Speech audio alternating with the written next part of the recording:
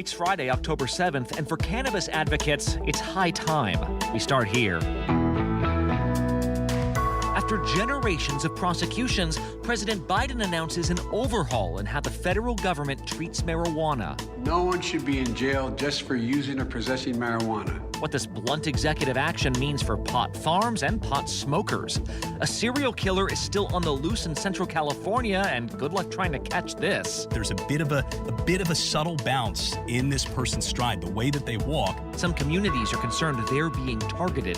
And North Korean missiles are scary enough when they're not soaring right over Japan. I mean, this is an escalation. It's an escalation, and it's a dangerous escalation. With the resurgence of a nuclear program, what is Kim Jong-un planning next? From ABC News, this is Start Here. I'm Brad Milkey.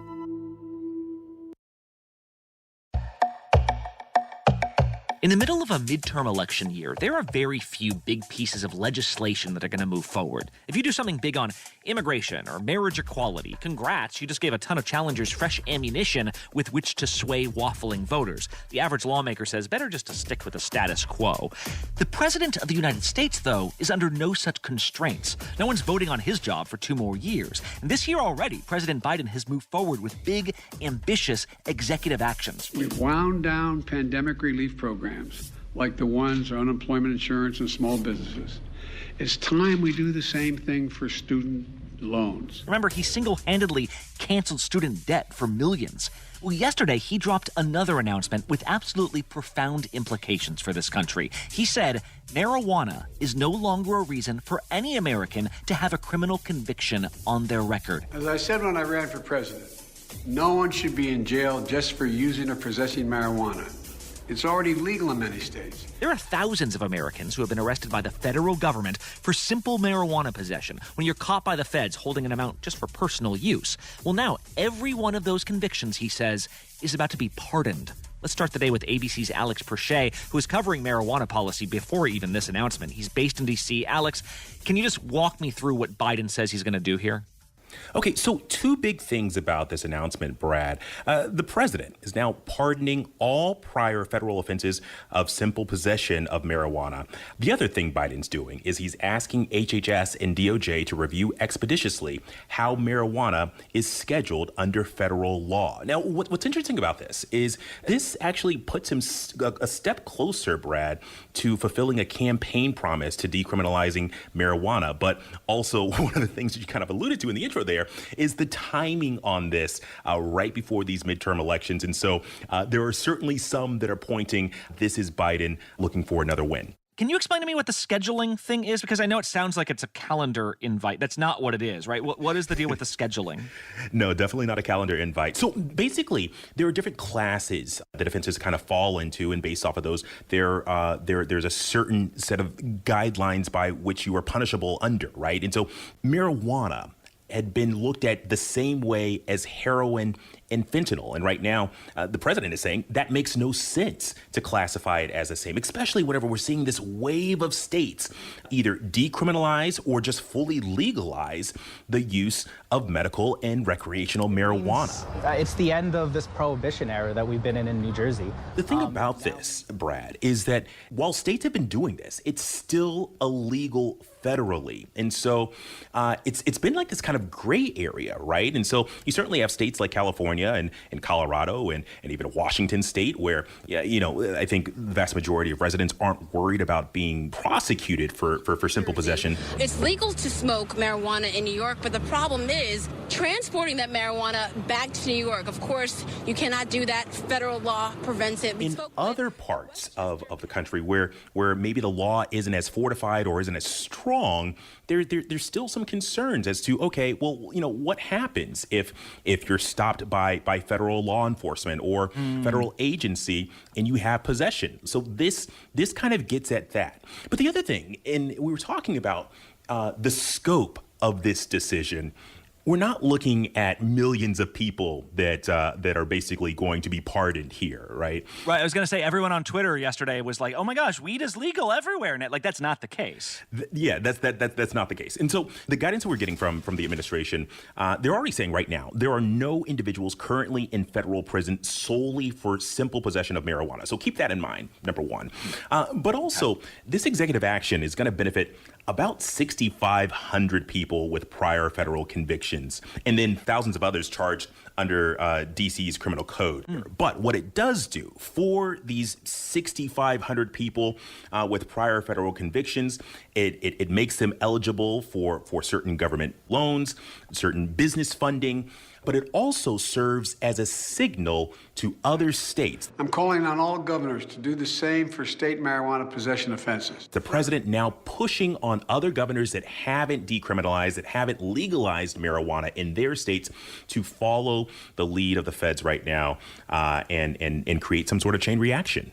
And I'm wondering about the chain reaction, Alex, in that, like you said, a lot more states are decriminalizing and legalizing marijuana. That's led to a booming cannabis industry. Does that change what we're about to see with kind of the prevalence of marijuana across the country and how it's mass produced? Well, let's look at this from 30,000 feet, right? I mean, number one, a recent Pew Research poll found that 91% of those surveyed, 91% of those surveyed said that marijuana should be legal. And just in 2020, Brad, 4 states approved ballot measures to legalize the sale and possession of cannabis for adult use. You know, a lot of people are stressed out and freaking out, and you know, there's nothing wrong with marijuana. It comes from the ground. In a large respect, the train's already left the station, right? I mean, this is something that's wildly popular with a good chunk of Americans already. Have an account of cash and have the security for that, even if they have the facilities available to securely count that cash. That's the unfair aspect of it. Because of these federal laws, I mean, you think about, any institution that you have that you might bank with, well, they're usually FDIC insured, right? And that's a federal thing. And so, these banks play by federal rules. And so because of that, the cannabis industry, by and large, has been excluded from partaking in the traditional kind of banking system. So when we say that it could start a chain reaction, it's not just decriminalizing it in other states. It also could start the process where, this business, it becomes more and more legitimate, which, ultimately could lead to small business growth. Right. So just to be clear, there's no federal law in the books that says cannabis is legal anywhere still, but that scheduling change, that would just dramatically affect where pot could be used. It changes the game for scientific studies, just does a lot of things. And of course, thousands of people with these federal convictions on their record no longer have them anymore. That's a big deal for them. Alex Perche, thanks a lot. Thank you, Brad. Next up on Start Here, 5 murder victims in one city had already been identified, and now there's a 6th in another. We're back after the break.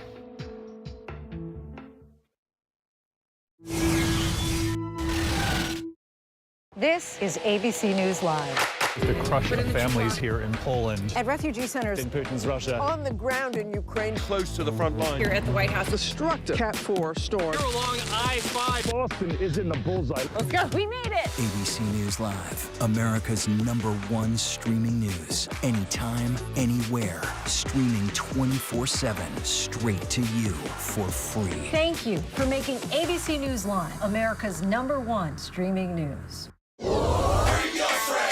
Bring them on. If only there was a place in the morning to start my day. With a smile, somewhere to help me get in the know.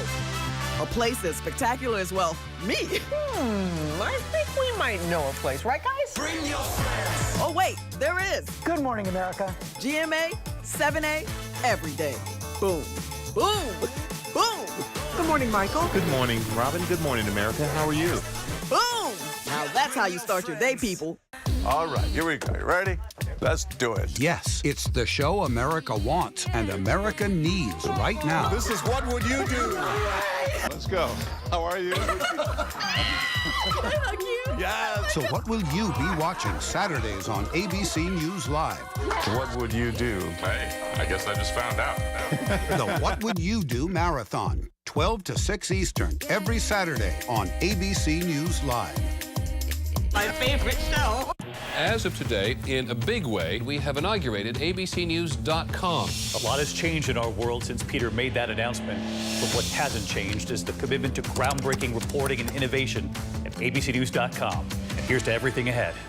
This is ABC News Live Prime. Thanks so much for streaming with us. Live reporting, breaking news, exclusives, award-winning, powerful, eye-opening. ABC News Live Prime with Lindsay Davis, streaming weeknights. With so much at stake in our world right now, we wanted to thank you for your trust and for making ABC News America's #1 news. And thank you for making ABC News Live America's #1 streaming news. With so much at stake, so much on the line, more Americans turn here than any other newscast. ABC News World News Tonight with David Muir, America's #1 most watched newscast across all of television.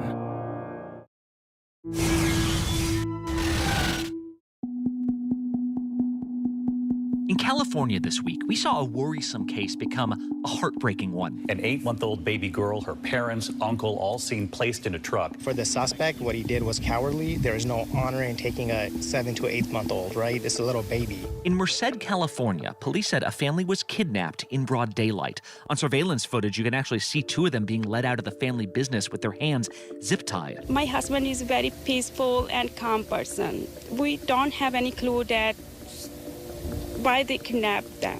Well, then, the family of 4 was found, all of them dead. I said it earlier, there's a special place in hell for this guy, and I mean it. But that's not the only concern plaguing Central California right now. Stockton police believe that a potential serial killer has now been active since April of this year. We're leaning on the community to help us be our eyes out there. Murdered how? What? Who? We had so many questions that were just not answered. Barely an hour north, there are no such answers in the deaths of several other people thought at this point to be the work of a potential serial killer. ABC's Mola Lenghi was on the ground reporting on this case in Stockton, California. He now finds himself in the Bay Area where a 6th victim has been linked to these killings. So Mola, can you just get us caught up and walk me through this string of murders? Yeah, Brad, this started last year, beginning in April, when there were 2 incidents, 2 shootings. One of those victims was shot and killed in Oakland. Soon after that, one of those victims was shot but survived. A 46-year-old homeless black woman shot in April of last year in Stockton. As she tried to defend herself by advancing at the suspect, at that time the suspect lowered his or her shooting platform. Several-month gap went by, and then 5 more people shot and killed, all in the Stockton area. Spread across just a few square miles in Stockton, starting in early July, then 2 in August, and another 2 last month. I have absolutely no answer as to why that pistol went dormant for over 400 days. Most of these victims, all with the exception of one, have been men. Most of the male victims have been Hispanic males. There has been one victim who has survived these shootings, and that is one woman. She is the sole survivor. To describe that person between 5'10" and 6 foot, wearing all dark clothing, wearing a dark COVID-style mask that was concealing his face, and wearing a dark jacket as well. Why do investigators think they're linked, Mola? Is it just like the circumstances of the victims, or is it something about the killings themselves? Well, Stockton police have developed a person of interest. They're not calling him a suspect, just a person of interest. They say they want to speak to him. He's not someone who is known to police, but they have identified him through surveillance video at several of the murder scenes. So based on that, as well as ballistic evidence that they have found at several of these crime scenes, police say that they are able to connect the shootings over the last year. These incidents are occurring in the hours of darkness. These incidents are occurring where folks are alone, by themselves, not in lit areas. Police say that they were surprised by their killer, that the killer often lurks in the shadows and sneaks up on people and is methodical. Chief, do the characteristics of the victims suggest anything about a motive here? That's one thing we don't know. We don't know what the motive is. At this point, the only thing police have been able to identify in terms of a motive is that this person has the intention of killing. We don't know exactly what they're targeting. We've had folks that live in homes. We've had folks that don't live in homes. So at this point, we just don't know. The police have described opportunities to steal, opportunities to take money or credit cards or belongings from people, but for whatever reason, the killer has decided not to do that. So it seems that he is on a mission to kill, with that being the only part of the mission. And police released one of those surveillance videos you mentioned, right? So what does the person of interest look like? So it's a very brief video. Frankly, if you're not a police officer looking for similarities in the videos that you've seen, you wouldn't be able to take much away from it. It's someone walking away from the camera. It's about a 15, 20-foot walk. You see him in the camera view for about less than 10 seconds. When you all see the video, I want you to pay close attention to the uneven stride that this person has. There's a bit of a subtle bounce in this person's stride, the way that they walk, that police have been able to pick up on and identify him in several different surveillance images from several different crime scenes. So it's really just that. Other than that, they have a description of a slender, average height male and not much else to go on. But it's just the way that he walks that police have been able to sort of tie in several surveillance videos and have been able to identify him in several surveillance videos. What is the mood in Stockton then, Mola? Because this is a place with a large Latino population. It's had crime problems in the past. I know some of the victims were unhoused. That's often a group that kind of goes overlooked as serial killers, sometimes even sort of begin their sprees and become more prolific. I mean, what are people saying there? Yeah, I think right now it's just the uncertainty. Chief, what will be your message to this suspect or these suspects? Stop the killing. Stop the killing. Police have not said that the killer or the killers are targeting anyone in particular. Right now, all we have is what appears to be the case, especially, again, that homeless population. And that is, as we know, a population that certainly feels targeted. And if it's not bad enough that they might be targeted here, it is a population that, on top of that, is usually invisible and voiceless and marginalized. So, to kind of reverse an old saying, it's adding injury to insult. And you just think about sort of the uncertainty in so many of these towns in Central California right now, where they're seeing these headlines every night for weeks at this point. Mola Lenghi, thanks so much. You bet. It seems clear where we should be concerned about nuclear weapons right now. It's Ukraine, right? Ukrainian troops are blowing through Russian defenses. There are concerns about Vladimir Putin wanting to bring in nukes. Yesterday, some Russians showed up in a boat in Alaska because they were trying to get out of serving in this dangerous war.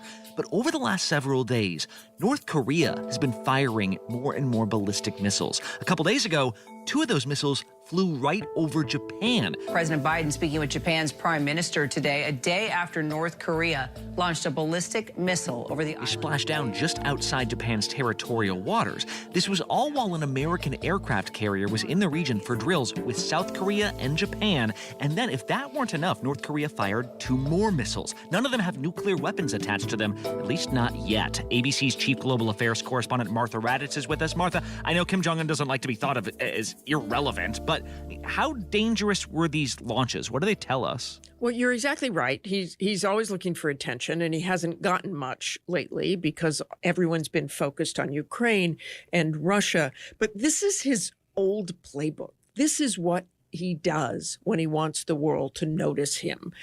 And yet, this is very concerning. It's all very concerning. And I think right now, with these ballistic missile launches and the launch right over Japan, and you have to remember, it could malfunction. There could be some sort of mishap, and that could fall on citizens in Japan.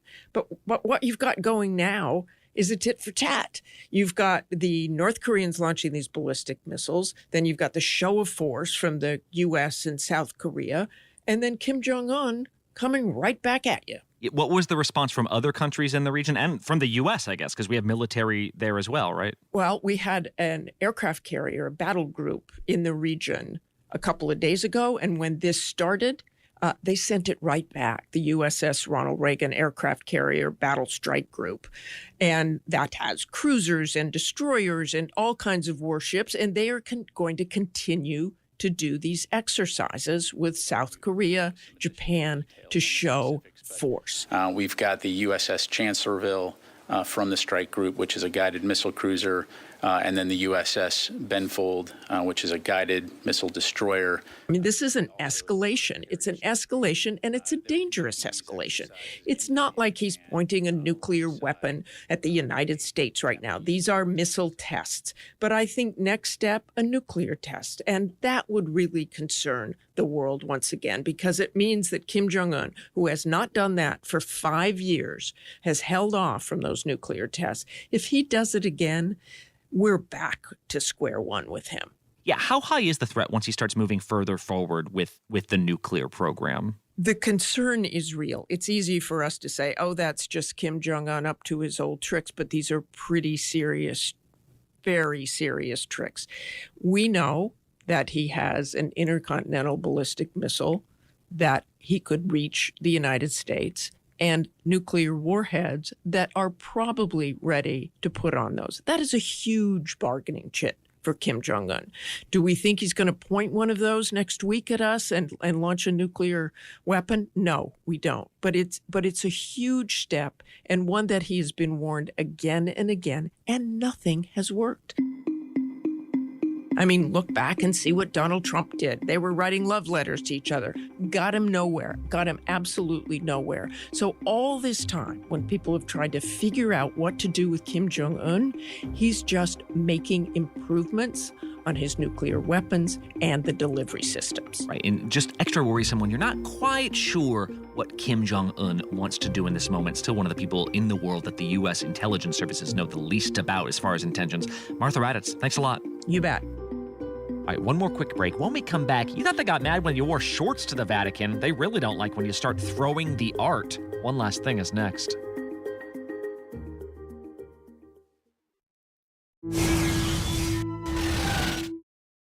All right, here we go. You ready?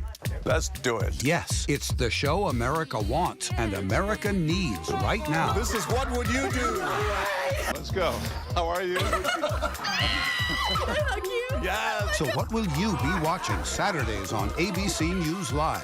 What would you do? Hey, I guess I just found out. The What Would You Do Marathon, 12 to 6 Eastern, every Saturday on ABC News Live. My favorite show. Bring them on. If only there was a place in the morning to start my day. With a smile, somewhere to help me get in the know. A place as spectacular as, well, me. I think we might know a place, right, guys? Bring your friends. Oh, wait, there is. Good morning, America. GMA, 7A, every day. Boom, boom, boom. Good morning, Michael. Good morning, Robin. Good morning, America. How are you? Boom. Now that's how you start your day, people. This is ABC News Live. The crush of families here in Poland. At refugee centers. In Putin's Russia. On the ground in Ukraine. Close to the front line. Here at the White House. Destructive Cat 4 storm. Here along I-5. Boston is in the bullseye. Let's go. We made it. ABC News Live, America's #1 streaming news. Anytime, anywhere. Streaming 24/7, straight to you for free. Thank you for making ABC News Live America's #1 streaming news. America is being poisoned with fentanyl, and we don't even know it. Just heard my wife screaming. She told me they had just died. 50 to 100 times more potent than morphine. Keep breathing, come on. It's poison. It's pure poison. A few grains of salt worth of fentanyl will kill you. Just my agency has seized enough to kill the entire country. ABC News Live presents Poisoned, America's Fentanyl Crisis. The powerful series, streaming free on ABC News Live. From America's #1 news comes the all-new ABC News app. If you love being in the know, you're gonna love this. Experience the all-new ABC News app. Download it now. And one last thing. There are annoying tourists, and then there's this guy.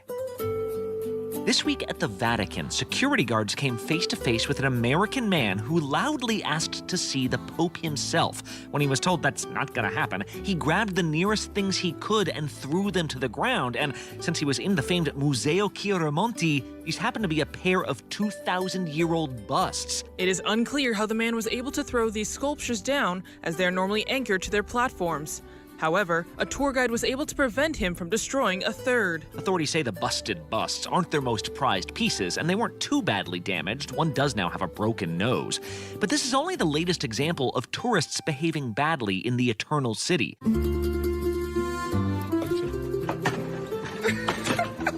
This summer, a pair of, again, American tourists were banned from returning to the historic city center when they were caught throwing some electric scooters down the famed Spanish Steps. They actually took a hunk of stone out of one of them. In May, a Saudi man tried to drive his Maserati down the same staircase before embarrassingly stalling out.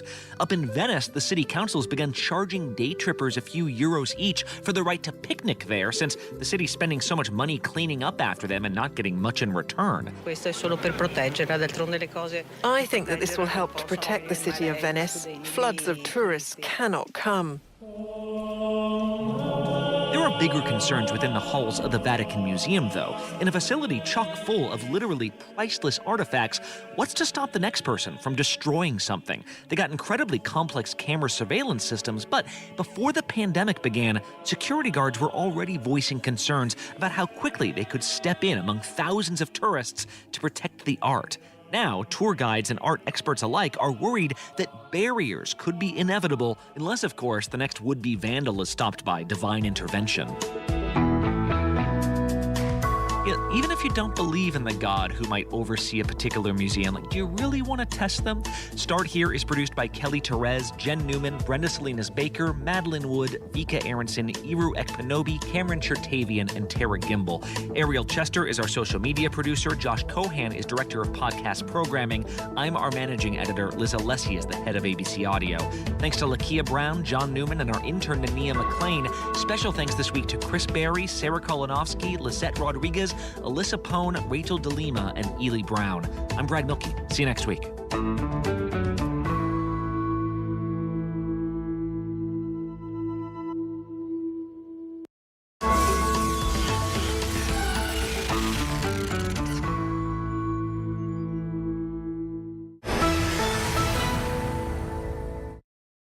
All right, here we go. You ready?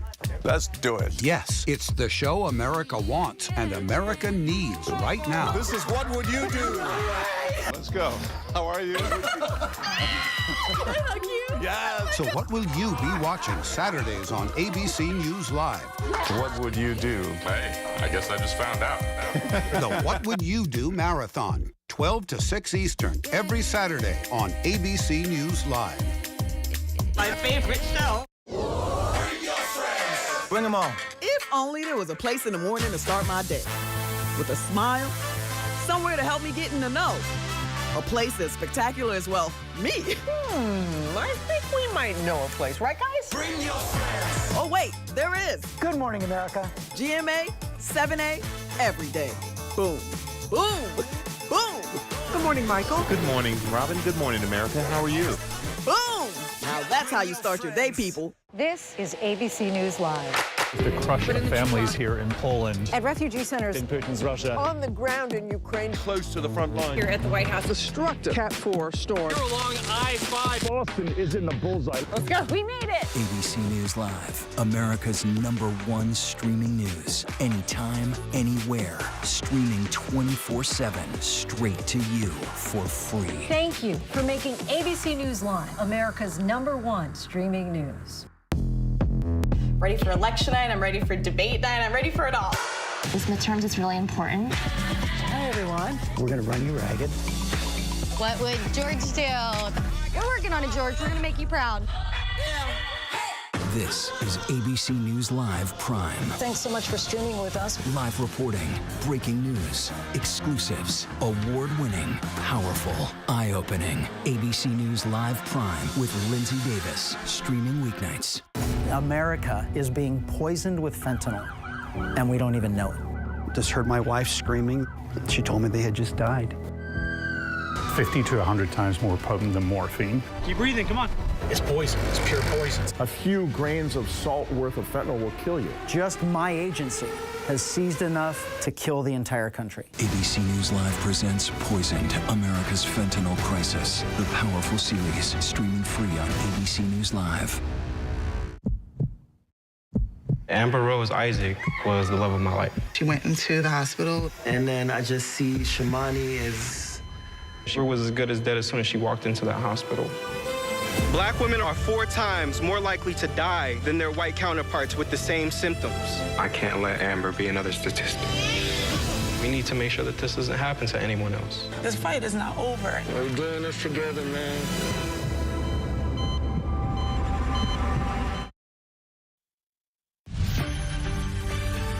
Right now on America This Morning, Biden's nuclear warning, what he's now saying about what could happen if Vladimir Putin uses a tactical nuclear weapon in Ukraine. And this morning, the new way Russians are fleeing Putin's military draft, sailing to Alaska. What's happening to them now? The deadly stabbing rampage on the Las Vegas Strip, the attack in broad daylight in front of one of the most popular casinos. What we're learning about the suspect.